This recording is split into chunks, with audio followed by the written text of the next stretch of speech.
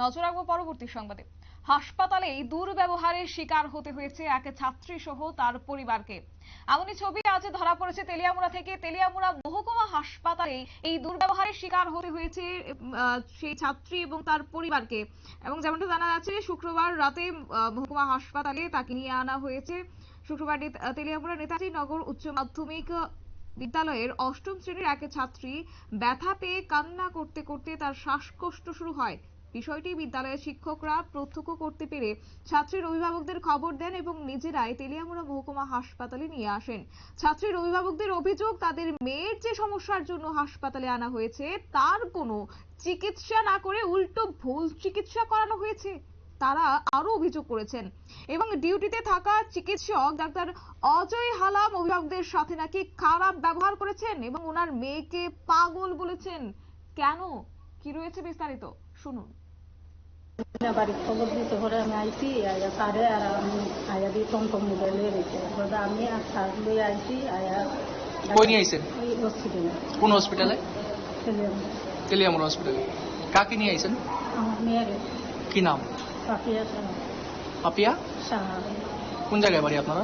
নেতাজি নগর। কোন ক্লাসে পড়ে? 9 নম্বর। কোন ক্লাসে পড়ে সে? হ্যাঁ, 8-এ। কি কি হয়েছে পরে? তারপরে ওই তারা হসপিটালে লাগতে যায় না, তুমি কাঁদছে আর কি কান্দো নেই। তারপরে একটু শ্বাসটা মিটতে আসে না, উঠতে করে মাস্টারে আমার খবর দিচ্ছে, খবর দিতে করে আইসি। তারপরে মাস্টার আর আমি লই আইসি আইয়া হসপিটালে ডাক্তার দেখাইছি পরে আইনা কইছে একটা স্যালাইন দিব, আপনারা গিয়ে এখানে ইয়ে করেন সিডো যান। সে সিডো আইসি আর কইছে ওষুধ দিলই আনতে, ওষুধ দিকে আনছে। স্যালাইনটা দিতে ভালো, ওই কোমরে একটা ইঞ্জেকশন দিছে আর স্যালাইন দিছে। তারপরে একটা ছোটো ইঞ্জেকশন দিতে পরে মায়া খালি চলকিতে হবে।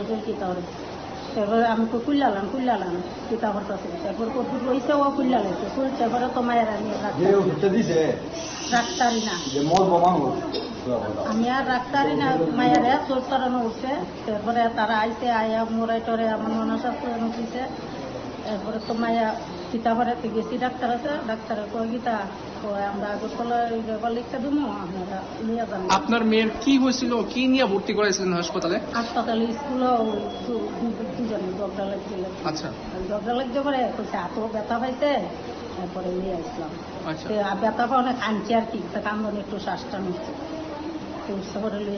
আর এখানে কিসের ট্রিটমেন্ট শুরু হয়েছে তেলিয়ামুড়া হাসপাতালে? ওই জ্বরের ওষুধ দিয়া হয়েছে। তার কি শরীরে জ্বর আসলো? না, কোনো জ্বর আসলো না। জ্বর না থাকার পরেও মানে তার শরীরে মানে জ্বরের ট্রিটমেন্ট শুরু করছে। আমরা তো চিনি না। কোন ডাক্তার আসলো জানেন না?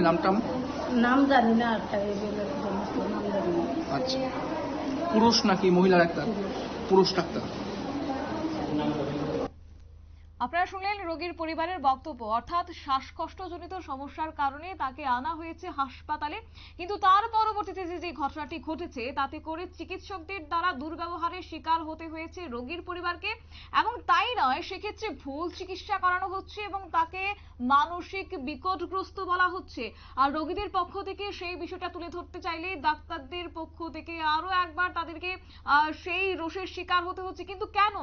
এই গোটা ঘটনার পরিপ্রেক্ষিতে কার্যত রাজ্যের স্বাস্থ্য ব্যবস্থা যে আরো একবার প্রশ্ন চিহ্নের মুখে দাঁড়িয়েছে, সেটা হয়তোবা আবারও স্পষ্ট হয়েছে। কিন্তু কতিপয় এই ডাক্তারদের কারণে, কতিপয় এই হাসপাতাল কর্তৃপক্ষের কারণে আরো একবার যে স্বাস্থ্য ব্যবস্থা এক প্রকার প্রশ্ন চিহ্নের মুখে, সেটাকেই এবার রাজ্য প্রশাসন কিভাবে দেখে সেটা অবশ্য দেখার। নিয়ে নিচ্ছে ছোট্ট একটি বিজ্ঞাপন বিরতি, সঙ্গে থাকুন।